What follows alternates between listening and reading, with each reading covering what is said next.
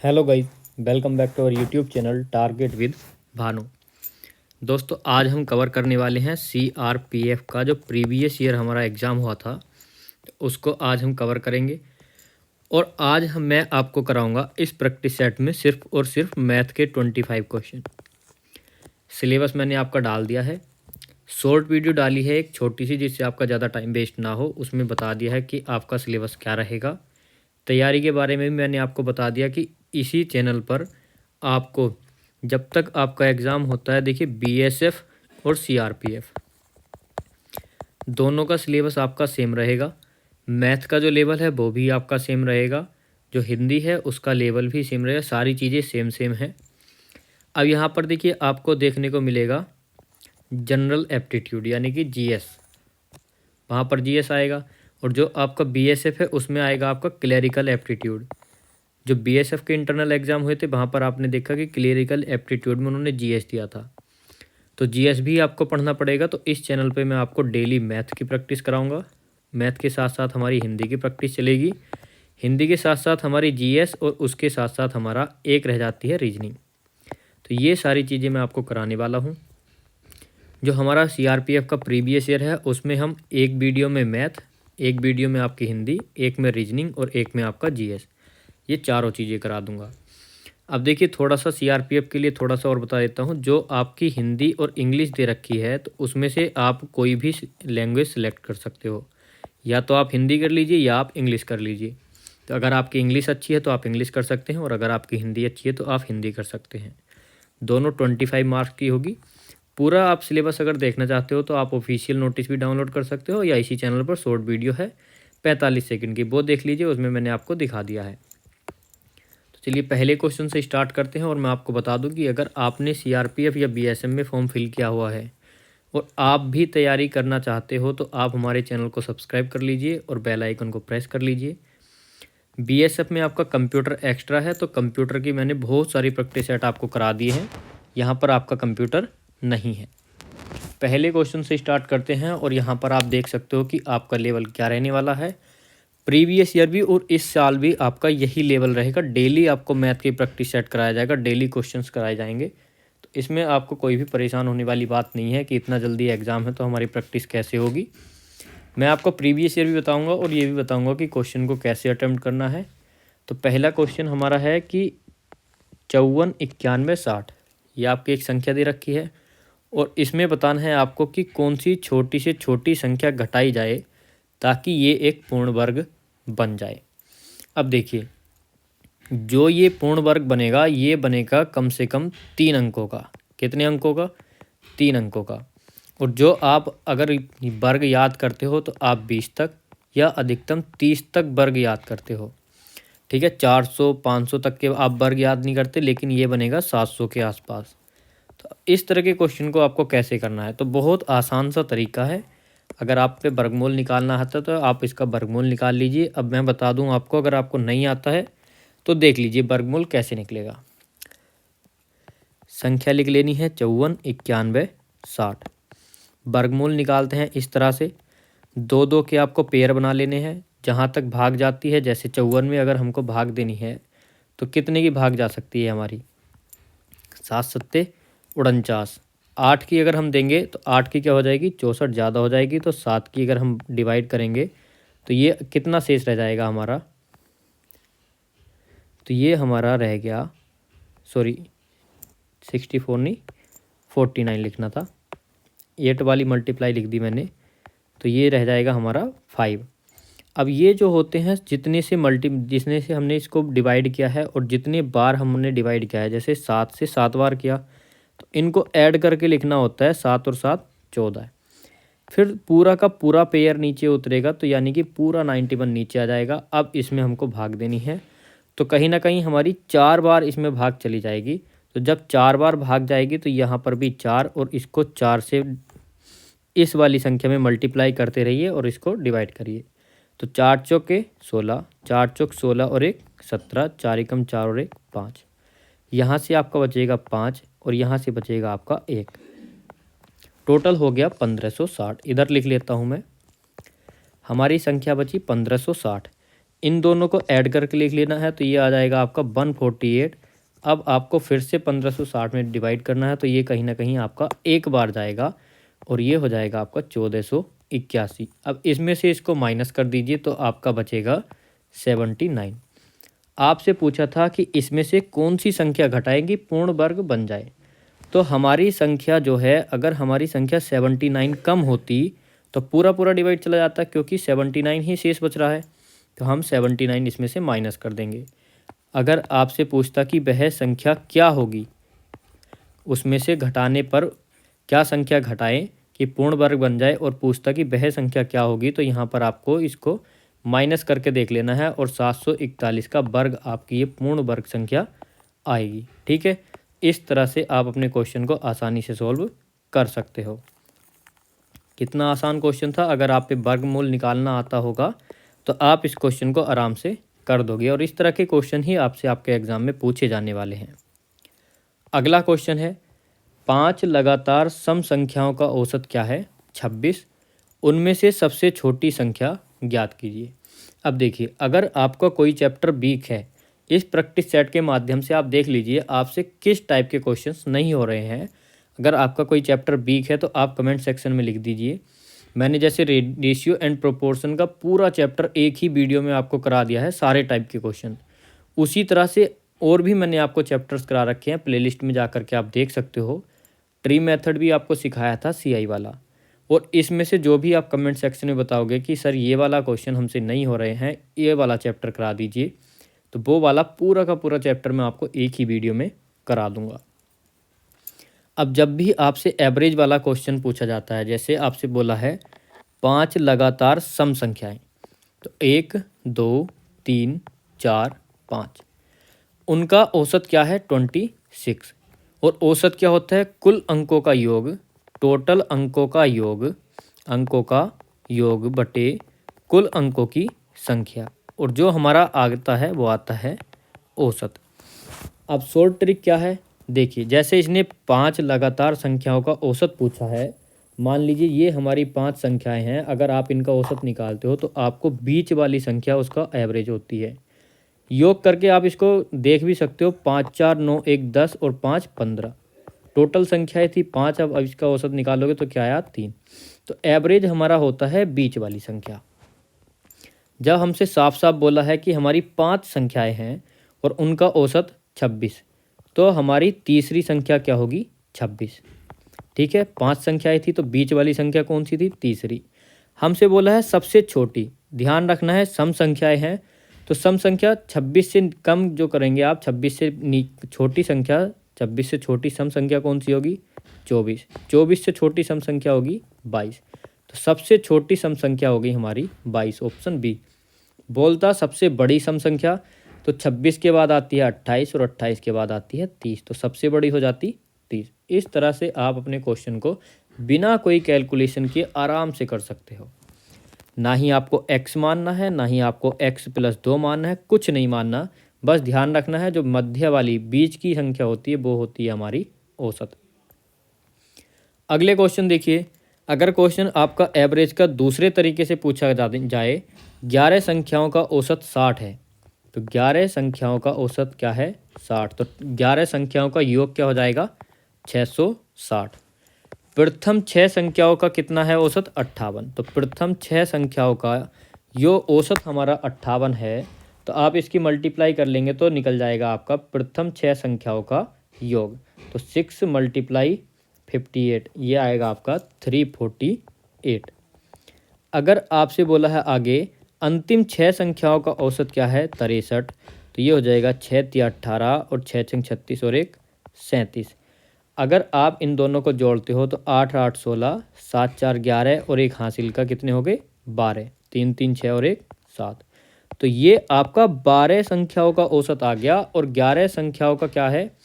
12 संख्याओं का योग 726, 11 संख्याओं का योग 660। तो आपकी जो 12वीं संख्या है, छठी संख्या, यहाँ पर 12 है और यहाँ पर 11, तो बीच की संख्या निकल आएगी। 12 में से 11 कम करेंगे तो 1 बची, तो वो कौन सी होगी? आपकी छठी संख्या। जो आपसे पूछिए कि छठी संख्या क्या है, तो जब आप इसको माइनस कर दोगे तो ये आ जाएगा आपका 66, और आपकी छठी संख्या क्या है? वो है 66। जब भी आपसे कोई संख्या निकलवाता है कि 11 संख्याओं का इतना, प्रथम 6 का इतना, अंतिम 6 का इतना, तो आपको प्रथम और अंतिम की योग निकाल लेना है, कुल संख्याओं का योग, और जो आपको टोटल दिया है उसमें से घटा देना है, आपका निकल जाएगा। अगला क्वेश्चन यहाँ पर मैं आपको करके दिखा रहा हूँ, और आपको जो क्लास आगे कराऊंगा वहाँ पर मैं आपको पूरा समझाऊंगा कि कैसे हुआ। चैप्टर वाइज बोलोगे चैप्टर वाइज पढ़ा दूंगा, आप प्रैक्टिस सेट बोलोगे प्रैक्टिस सेट करा दूंगा। आगे है कि किसी समूह के 36 लोगों की औसत आयु क्या है? 14 वर्ष।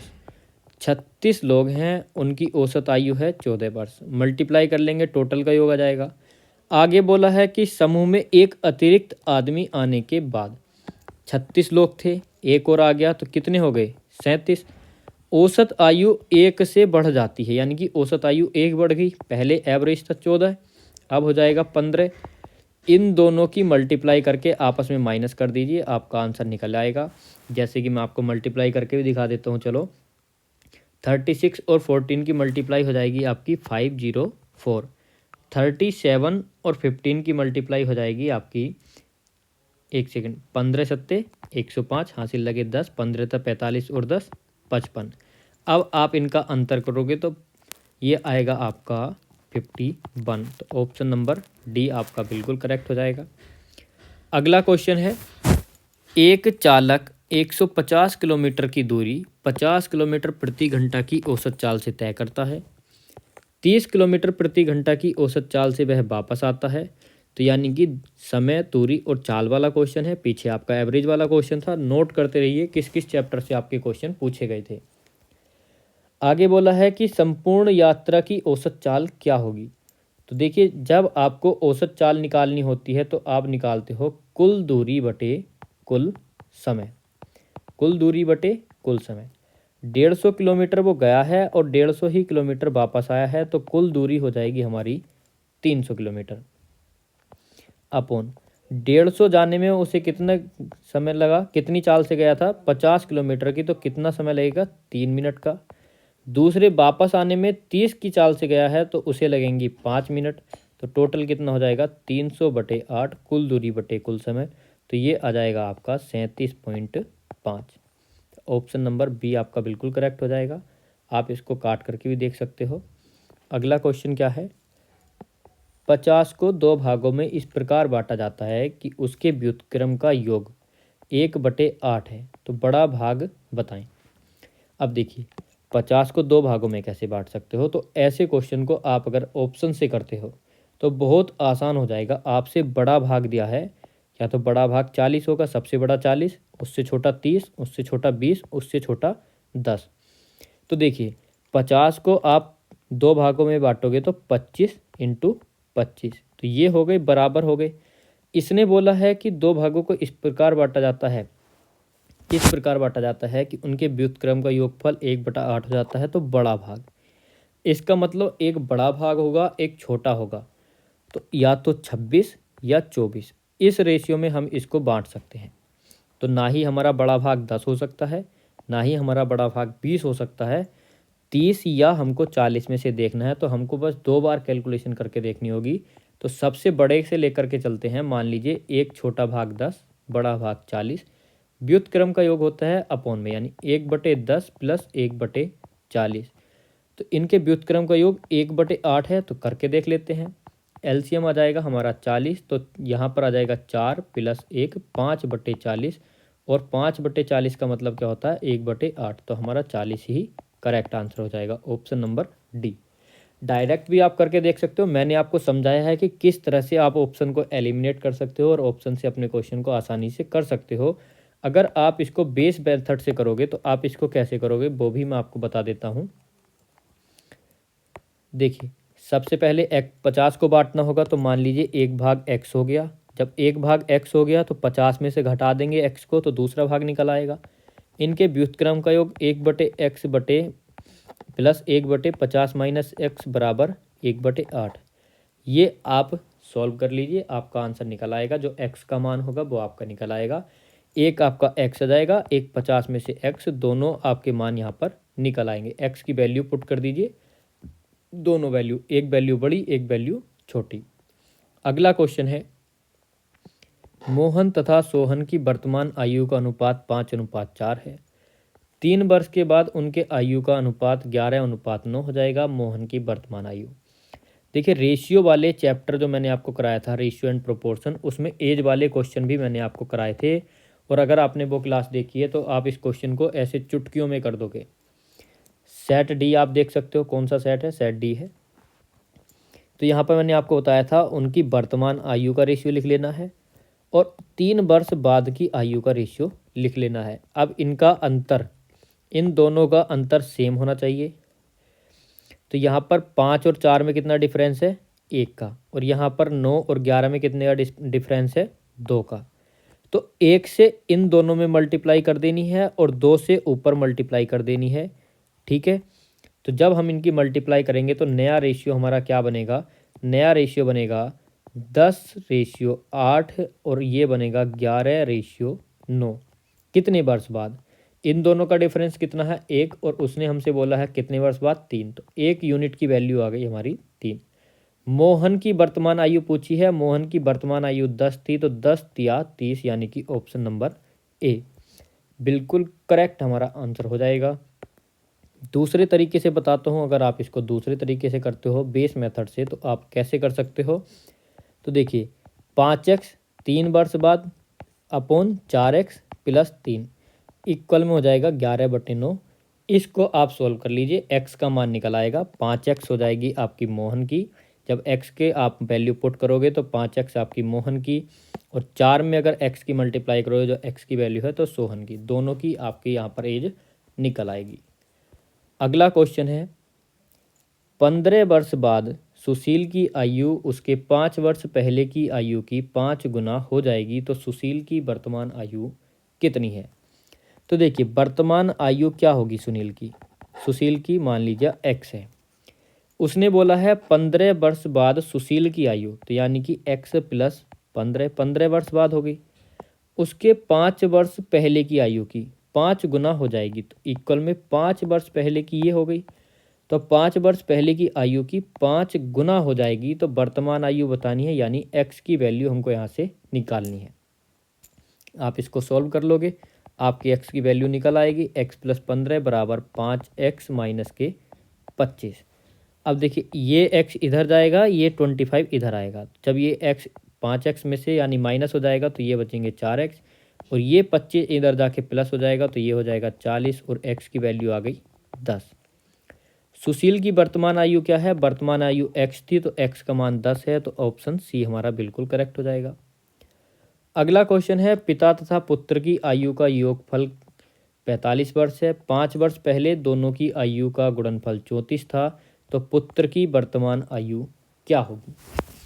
अब देखिए इस क्वेश्चन को भी आप मान के भी कर सकते हो और इसको आप x मान करके भी कर सकते हो। वो कैसे, मान लीजिए इन्होंने बोला है पिता तथा पुत्र की आयु का योगफल क्या है, 45 वर्ष है, और इन्होंने दे रखी है पुत्र की वर्तमान आयु क्या है। मान लिया हमने पुत्र की वर्तमान आयु 6 वर्ष है, ये हो गई पुत्र की, और पिता और पुत्र की आयु का योग 45 है, तो हमारे पिताजी की आयु कितनी होगी, पिताजी की आयु हो जाएगी 39। 5 वर्ष पहले पुत्र की आयु में से 5 घटाया 1 बचा, पिताजी की में से 5 घटाया कितने बचा, 34। 5 वर्ष पहले दोनों की आयु का गुणनफल 34 था, तो अगर आप इनका गुणनफल करते हो तो आपका 34 ही आ जाएगा। ऑप्शन ए ही आपका बिल्कुल करेक्ट है।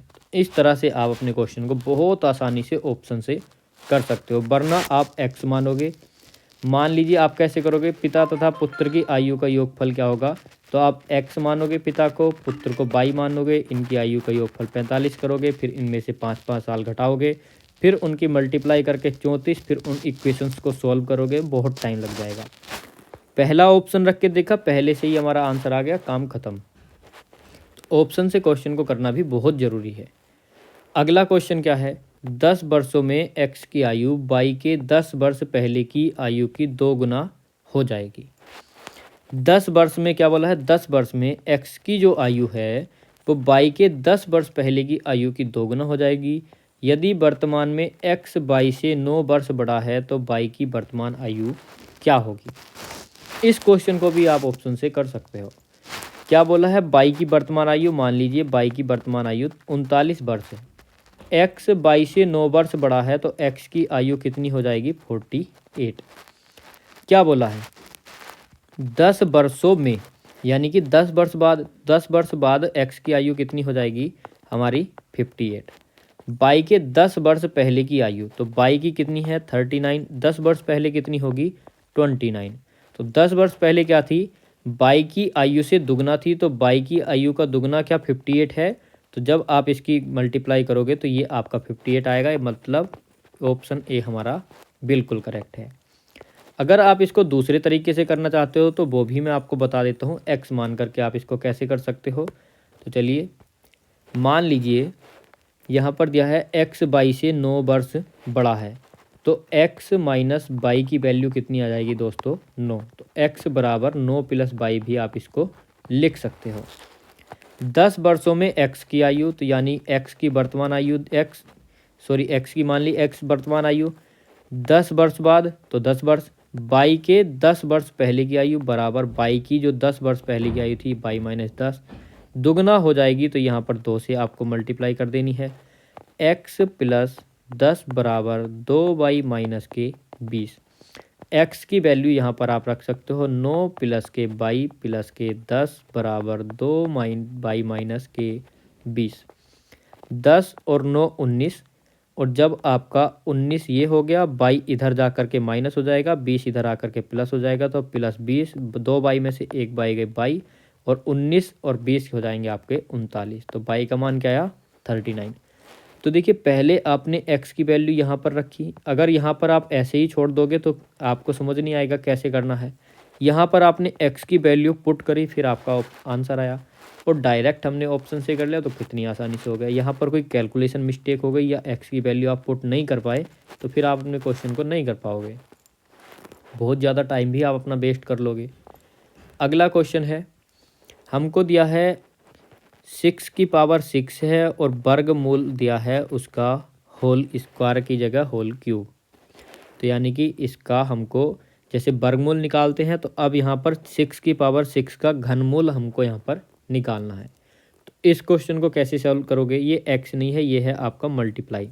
ठीक है, तो देखिए इसको लिख लेना है 6 की पावर 6, और जो हमारी ये आपको हमारी ये दी हुई होती है ना, जो वर्गमूल में पावर दी हुई होती है वो आ जाती है बटे में। आपको पता होगा अंडर रूट का मान कितना होता है, जैसे तो ये होता है x की पावर 1/2, अगर यहाँ पर 3 दे तो ये होता है आपकी x की पावर 1/3, इस तरह से यहाँ पर 4 देगा तो 1/4, इस तरह से आगे चलता रहता है। अपोन में दे रखा है हमको 6 की पावर 2/3 इंटू 6 की पावर 7, और उसके स्क्वायर में आ जाएगा 1/3। अब देखिए यहाँ पर इनकी मल्टीप्लाई हो जाएगी, गुणा में घात, ये ब्रैकेट के अंदर है तो यहाँ पर इनकी मल्टीप्लाई होगी, तो ये हो जाएगा 6/3, अपोन में हो जाएगा 6 की पावर 2/3 मल्टीप्लाई 6 की पावर 7/3।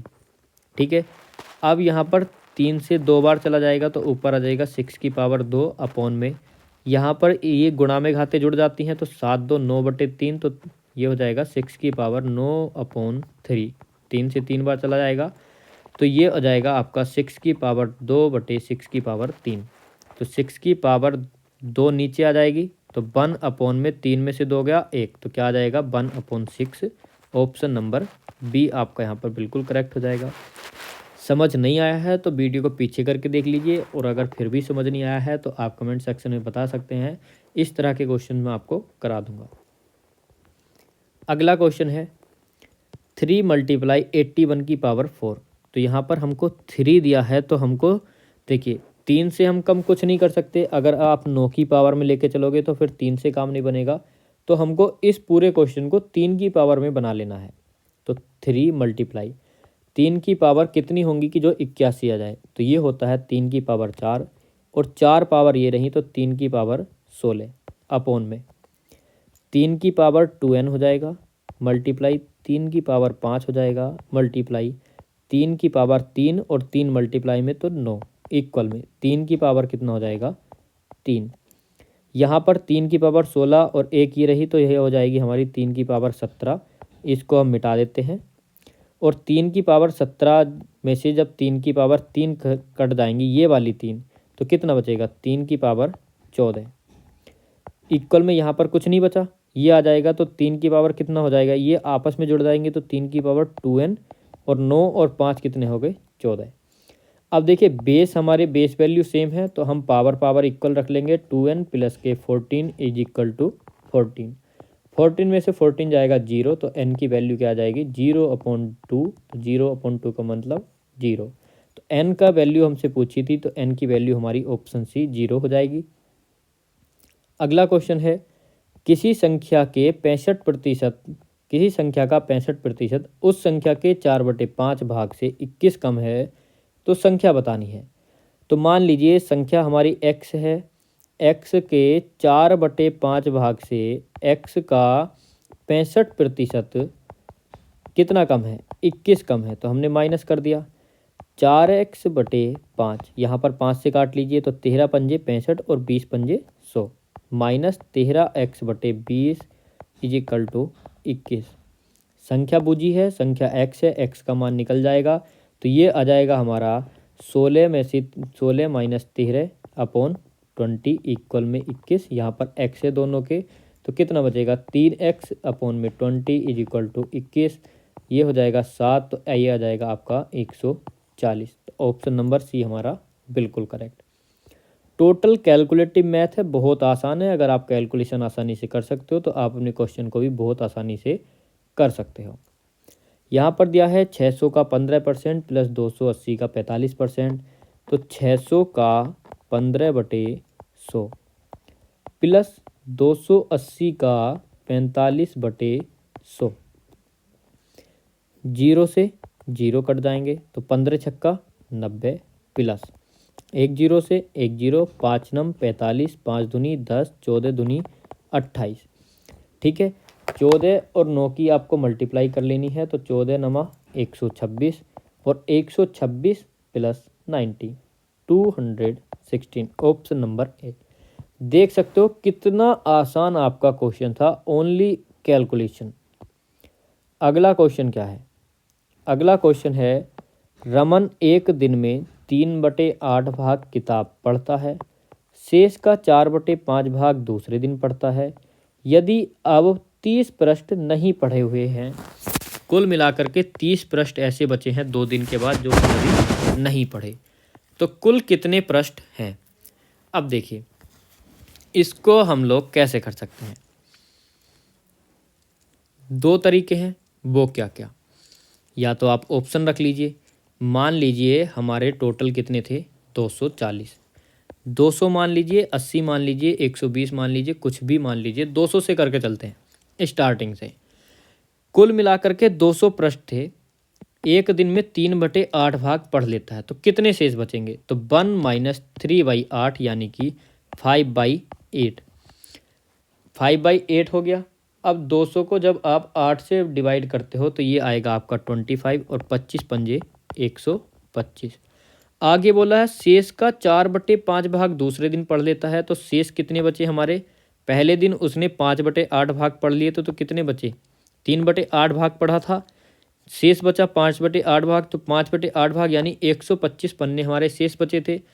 फिर से वो 4/5 भाग पढ़ता है तो कितने बचेगा, तो ये बचेगा आपका 1/5। तो कुल मिलाकर के कितने पृष्ठ बचे 125, यदि कुल पन्ने 200 होते तो। लेकिन हमसे बोला है 30 पृष्ठ है, तो यानी कि ये वैल्यू बढ़ाएंगे तो ये वैल्यू भी बढ़ेगी, तो 200 से ऊपर लेना पड़ेगा, तो 80 नहीं होगा, 120 नहीं होगा, बचा 240। एक ऑप्शन से करके देखा, आंसर आ गया। अब मैं आपको करके दिखा देता हूँ क्या ये हमारा आंसर 240 सही है या नहीं। सारे ऑप्शन से करने की आवश्यकता आपको पड़ेगी ही नहीं, सिर्फ एक ऑप्शन से करके देखा, आंसर आ गया है। सेम वही तरीका, 3/8 पढ़ लिए थे, शेष कितने बचेंगे 5/8, तो 8 तिया 24 और 3 पंजे 15 यानी 150 पन्ने हमारे बचे। इन शेष पन्नों का 4/5 भाग पढ़ा था, तो 1/5 भाग वो फिर से रह जाएगा, तो कितने बचेंगे हमारे 30। उसने बोला 30 पृष्ठ शेष बचे हैं जो नहीं पढ़े, हमारे भी 30 आ रहे हैं, तो बी ऑप्शन बिल्कुल करेक्ट है। अब देखिए आप इसको दूसरे तरीके से कैसे कर सकते हो। आप मान लोगे टोटल पन्ने थे एक्स, एक्स का 3/8 भाग पड़ लेता है तो कितना भाग बचेगा, 5/8 भाग, ये आपका शेष बचा। शेष का 4/5 भाग पड़ लेता है तो कितना बचेगा, 1/5 भाग, और कुल मिलाकर के कितना बचा आपका 30। तो इस तरह से आप इसको सोल्व कर सकते हो, लेकिन मैं आपको बोलूँगा कि आप ऑप्शन से जाइए, बहुत जल्दी और बहुत आसानी से आप क्वेश्चन कर लोगे। अगला क्वेश्चन है, एक विक्रेता एक वॉशिंग मशीन को 7660 रुपये में खरीदता है, उसके अंकित मूल्य पर 12% की छूट देने के बाद भी 10% का लाभ कमाता है। मशीन का अंकित मूल्य तो 7660 अपॉन में 80%, सॉरी 88 गुणा 110। इसको सॉल्व कर लीजिए, आपका वैल्यू जो भी कैलकुलेशन आपकी आती है वो ही आपका आंसर हो जाएगा। ठीक है, डिवाइड बाई 88, तो ये आएगा आपका 9575। मैंने कैलकुलेशन करके देख लिया, आप इसकी कैलकुलेशन कर सकते हो, या चलिए एक बार कर ही लेते हैं। देखिए इस जीरो को हम हटा देते हैं, कौन सा वाला जीरो, 110 का। अब वो क्यों, हम इसको लिख लेंगे मल्टीप्लाई में 10। 11 से कितनी बार चला जाएगा, 8 बार। अब जब आप इसको 8 से डिवाइड करोगे तो देखिए एक जीरो ये रहा, इसको हटा करके यहाँ कर दीजिए 100, 25 अट्ठे 200, 25 छक्का कितना होगा, 8 दूनी 16, 4 20, 8 पंजे 40। आप इसकी मल्टीप्लाई करोगे तो आपका आंसर निकल आएगा।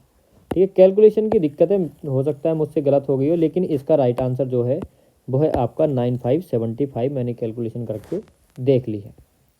अगला क्वेश्चन है, एक आदमी एक वस्तु खरीदकर 25% लाभ पर बी को बेच देता है, बी सी को 10% हानि पर बेचता है, सी इसके लिए 675 रुपये देना पड़ता है। सी को कितना रुपये देना पड़ा, 675। तो आप इसको ऐसे कर सकते हो, बी ने 10% हानि यानी 90% पर वस्तु बेची थी, कितने रुपए में, 675 रुपये में। तो यहाँ पर आपका इसका मूल्य आ जाएगा, तो ये आ जाएगा 9 सत्ते 63, 9 पंजे 45, यानी जो बी ने वस्तु परचेस की थी वो की थी 750 रुपये में। आपसे पूछा है ए इसे कितने में खरीदा, ए ने कितने में खरीदा था, तो ए ने 125% लाभ पर बेची थी, कितने में, 750 में। तो 25 पंजे 125, 25 चौका 100, और 15 पंजे 75, 15 चौका 60, यानी कुल मिलाकर के 600 रुपये में ए ने उस वस्तु को परचेज किया था। सी ने कितने में परचेज किया, 675 में, बी ने कितने में किया, 750 में। तीनों का क्रय मूल्य आ गया। अब देखिए आसान और सबसे छोटी और सबसे इजी ट्रिक कैसे करोगे, 25% लाभ पर तो 25% 1/4 होता है, तो 4 से 5 हो जाएगी। 10% हानि पर 10% हानि 1/10 होती है, 10 से 9 हो जाएगी।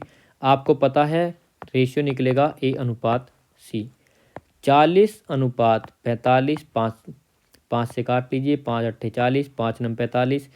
हमसे बोला है सी का मूल्य 675 है, तो 9 यूनिट बराबर 675 हो जाएगा। तो 675 अपॉन में 9 मल्टीप्लाई 8, हमको ए का बताना है, आप कैलकुलेशन करिए, 600 आ जाएगा। अगला क्वेश्चन है, दो ट्रेन समांतर ट्रैक पर एक ही दिशा में एक ही बिंदु से चलना प्रारंभ करती हैं। ट्रैक की गति 45 किलोमीटर प्रति घंटा 40 किलोमीटर प्रति घंटा है, तो 45 मिनट के बाद दोनों ट्रेन के बीच की दूरी क्या होगी। एक ही दिशा में जा रही हैं, उनकी चालों का क्या हो जाएगा, अंतर, यानी चालें घट जाएंगी। तो 45 और 40 का अंतर 5 मल्टीप्लाई 45 मिनट, तो किलोमीटर प्रति घंटा में लेना है, तो इसको 60 से डिवाइड कर दीजिए, तो 12 पंजे 60। 12 से जब आप इसको डिवाइड करोगे तो 12 तिया 36 आ जाएगा। तो 3 पॉइंट कितना आएगा, 3.75, ऑप्शन नंबर ए। 12 तिया 36, कितने बचे, 9। इस तरह से आप इसको कैलकुलेशन कर लीजिए। ठीक है, तो 45 और 40 का अंतर 5, 45 मिनट के बाद 45/60। ठीक है, अगला क्वेश्चन 119, x माइनस 1/x बराबर 3, x की घात 3 माइनस 1 अपॉन x की घात 3। इसका डायरेक्ट फॉर्मूला मैं आपको बता चुका हूँ कि डायरेक्ट फॉर्मूले से आप कैसे कर सकते हो, लेकिन यहाँ पर मैं आपको इसको पूरा सोल्व करके दिखाऊंगा। अगर आपको फॉर्मूला याद नहीं रहता है, जो ट्रिक आपको मैंने बताई थी एक छोटी सी, उसमें वैल्यू पुट कर देनी होती है। आपको याद भी होगी पी की घात 3 वाली बताई थी, पी की घात 3 माइनस 2p + 1 ऐसे करके बताई थी। इससे करके देखते हैं, ठीक है। अगर आपको ये याद नहीं रहता है तो आप इसको कैसे करोगे, तो x माइनस 1/x का होल स्क्वायर आपको खोल लेना है। तो ये क्या खुलेगा आपका, ए की घात 3 माइनस बी की घात 3, नीचे लिख लेता हूँ माइनस 3ab इंटू में a माइनस बी। ए हमारा x है, बी हमारा 1/x है, x माइनस 1/x की वैल्यू है 3। तो 3 तिया 9 तिया 27, 3 का वर्ग 27, x की घात 3 माइनस 1/x की घात 3 की हमको वैल्यू निकालनी है। x से x कट जाएगा, माइनस 3 बचेगा। x माइनस 1/x की वैल्यू 3 दे रखी है, मल्टीप्लाई 3, तो ये हो जाएगा मल्टीप्लाई में 9। ये इधर जा करके जुड़ जाएगा, तो 27 प्लस में 9 कितने हो जाएंगे, 9 7 16 यानी 36। तो ऑप्शन नंबर बी आपका बिल्कुल करेक्ट आ गया। हमसे पूछी थी वैल्यू किसकी, x की पावर 3 माइनस 1/x की पावर 3 और इसकी वैल्यू आई है 36। अगला क्वेश्चन, समबाहु त्रिभुज। समबाहु त्रिभुज का क्षेत्रफल 4√3 वर्ग मीटर है और समबाहु त्रिभुज के क्षेत्रफल का फॉर्मूला होता है √3/4 भुजा स्क्वायर और इसका मान दिया है 4√3। √3 से √3 कट जाएगा, ए की वैल्यू आ जाएगी 4। अब आपसे बोला है कि इसका परिमाप क्या होगा, परिमाप होता है हमारा 3a, ए की वैल्यू है 4, तो ये आ जाएगा 12 मीटर। अगला क्वेश्चन क्या है, अगला क्वेश्चन हमको दिया है कि इकाई अंक क्या होगा। तो इकाई अंक के लिए 4 और 8 की जो भी इकाई अंक है उनकी मल्टीप्लाई कर लेनी है, 4 8 32। यहाँ पर भी आपको इकाई अंक ले लेना है, 7 दूनी 14 और यहाँ पर भी आपको इकाई अंक ले लेना है, 4 तिया 12, तो 2 आपका क्या हो जाएगा, इकाई अंक। इन सब की मल्टीप्लाई 284 और 618 की मल्टीप्लाई आपको नहीं करनी है, इकाई अंक पूछा है, इकाई अंक की ही मल्टीप्लाई आपको यहाँ पर कर लेनी है। अब ये भी नहीं 4 8 32, 32 सत्ते ऐसे करो, जब 4 8 32 तो 32 का इकाई अंक ले लो और फिर 2 8 16 तो इसका इकाई अंक ले लो, सॉरी 2 सत्ते 14 इसका इकाई अंक। इस तरह से आप इकाई अंक के क्वेश्चन को सॉल्व कर सकते हो। यहाँ पर दिया है आपको 7 की पावर 95 माइनस 3 की पावर 58 इंटू 5 की पावर 11। तो जो आपकी 95 पावर दी है इसको 4 से आपको भाग कर लेना है, तो 4 दूनी 8 और यहाँ पर बचा आपका 15, 4 तिया 12, तो कितना बचा शेष 3। तो जो शेष आपका बचता है, देखिए मैं डायरेक्ट भी क्वेश्चन को कर दूंगा लेकिन आपको समझा के करा रहा हूँ जिससे कि आपका जो टॉपिक है या जो भी क्वेश्चन है वो आपका क्लियर होता चले। प्रीवियस ईयर कराने का मतलब ये नहीं है कि मैं आपको डायरेक्टली इसके आंसर बता दूं कि इसका आंसर ये होगा, इसका ये होगा। मैं आपको क्वेश्चन जो भी है उसको सोल्व करा रहा हूँ जिससे आपका कुछ बेनिफिट हो, ठीक है।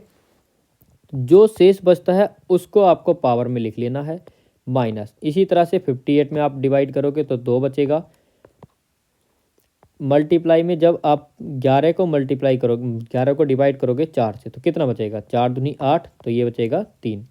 तो यहाँ पर आपको कर लेना है ए की घात 2, सॉरी ए की 7 की पावर 3, तो 7 की पावर जो 7 का होल क्यूब होता है, सॉरी 7 का होल क्यूब नहीं होगा, 7 का होल स्क्वायर, तो 7 का 3 बार मल्टीप्लाई कर लेनी है, तो ये आ जाएगा आपका 343 माइनस 3 का वर्ग कितना होता है 9, इसको आपको माइनस कर लेना है।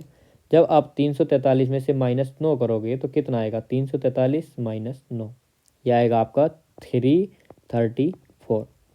अब देखिए 5 की पावर आप कितनी भी हो, 5 की पावर में 5 ही आएगा, तो 5 इकाई अंक ले लो, इसका भी इकाई अंक ले लो, पूरे की मल्टीप्लाई करने की कोई ज़रूरत नहीं, 5 चौक 20, तो यानी कि आपका 0 आएगा। आप इसको ऐसे भी कर सकते थे, जैसे कि 7 की पावर 3 है तो 7 सत्ते 49, 7 नम 63, यानी इकाई अंक क्या आएगा 3। आगे और भी अंक हैं और यहाँ पर 3 तिया 9 तिया, सॉरी 3 तिया 9, 9 अगर आप माइनस करोगे तो यहाँ पर मान लीजिए 13, तो यहाँ पर बचेगा आपका 4 और इकाई अंक 5, तब भी आपका 0 ही आता। कैसे भी आप क्वेश्चन को सॉल्व कर सकते हो। ये मैंने आपको इसलिए बता दिया ऐसे डायरेक्ट कि 7 का जो होल स्क्वायर होता है, सॉरी होल क्यूब होता है, वो 343 होता है, क्योंकि 7 का होल क्यूब हर किसी को पता होता है। अगला क्वेश्चन है, यहाँ पर भी आपको बताना है इकाई अंक क्या होगा। इसमें आपको 4 से आपको डिवाइड कर देना है, आपका इकाई अंक निकल आएगा, जो भी आए वो 7 की पावर में रख लीजिए इकाई अंक। अगला क्वेश्चन है आपका 64 की आपका स्क्वायर दिया है -36 का आगे दिया है 10x, तो x का मान, तो देखिए 64 का आपको होल स्क्वायर करने की कोई आवश्यकता नहीं है। आपको दिख रहा होगा a की घात 2 माइनस b की घात 2 बराबर 10x। ठीक है, a की घात 2 माइनस b की घात 2 होता है a प्लस बी इंटू में a माइनस बी। तो ये आपको फॉर्मूले याद करने होंगे। इन फॉर्मूलों से 2 क्वेश्चन आपके बनते ही बनते हैं। a प्लस बी, जब आप इसको a प्लस बी करोगे तो क्या वैल्यू आएगी, तो ये आएगी आपकी 100। जब a माइनस बी करोगे तो ये इंटू में आ जाएगा, तो a माइनस बी करोगे तो आपकी वैल्यू आएगी 28 इज इक्वल टू 10x। ये हो जाएगा आपका 2800, एक जीरो से जीरो कट जाएगा तो 280 आपका बचेगा ऑप्शन डी। आज का आपका लास्ट सवाल, और लास्ट सवाल है 4864। यहाँ पर बताना है आपको x के स्थान पर क्या आएगा 9, और यहाँ पर बताना है आपको x के स्थान पर क्या आएगा 2। इसका गुणनफल 12 से विभाजित हो। तो जो ये संख्या है x और ये वाला x, इन दोनों का गुणनफल 12 से विभाजित होगा। तो x का मान आपको बताना है कि x का मान क्या है। सॉरी, यहाँ पर देखिए एक गड़बड़ है, मैंने भी ध्यान नहीं दिया। ऐसे नहीं है क्वेश्चन, क्वेश्चन ये है 4864, ये है मल्टीप्लाई 9x2। तो इन दोनों का जो गुणनफल होगा, यहाँ पर एक संख्या दी हुई होगी आपको, तो आपको बताना है x के स्थान पर 2 रखें, 1 रखें, 5 रखें या 6 रखें। तो इन दोनों की जो मल्टीप्लाई आएगी वो 12 से विभाजित होनी चाहिए, ये हमसे बोला गया है। अगर आपको पता है कि आपका 12 का विभाज्यता का रूल क्या होता है तो आप इस क्वेश्चन को आसानी से कर दोगे। तो ये आपके लिए है HW, और इसका आंसर आपको कमेंट सेक्शन में बताना है कि इसका आंसर क्या होगा। क्लासेज आपको बता ही दी, ये मैथ हो गया आपका प्रीवियस ईयर। हिंदी की क्लास भी आपकी मैं डाल दूंगा जो आपकी हिंदी आई थी, रीजनिंग भी मैं आपको करा दूंगा जो भी आपकी रीजनिंग प्रीवियस ईयर में आई थी। इस तरह से पर वीडियो में पर सब्जेक्ट में आपको करा दूंगा। जो भी चैप्टर आपके मैथ के जिसमें भी आपको प्रॉब्लम होती है कमेंट सेक्शन में बता दीजिए। टेलीग्राम की लिंक आपको डिस्क्रिप्शन में मिल जाएगी, वहाँ से टेलीग्राम ग्रुप को ज्वाइन कर लीजिए। चैट ओपन है, कोई भी डिस्कशन, कोई भी क्वेश्चन, कोई भी क्वेरी आप हमारे साथ शेयर कर सकते हैं। अपना कोई भी क्वेश्चन हमारे साथ शेयर कर सकते हैं जो भी आपसे नहीं होता है। मिलते हैं अगली क्लास में। चैनल को सब्सक्राइब कर लीजिए, शेयर कर दीजिए, जितने भी दोस्त और ग्रुप हैं सभी को शेयर कर दीजिए। और वीडियो को अगर अच्छी लगी हो, क्वेश्चन समझ आए हो तो लाइक करके जाना, शेयर और चैनल को सब्सक्राइब करना बहुत ज़रूरी है। मिलते हैं अगली क्लास में, तब तक के लिए जय हिंद, जय भारत।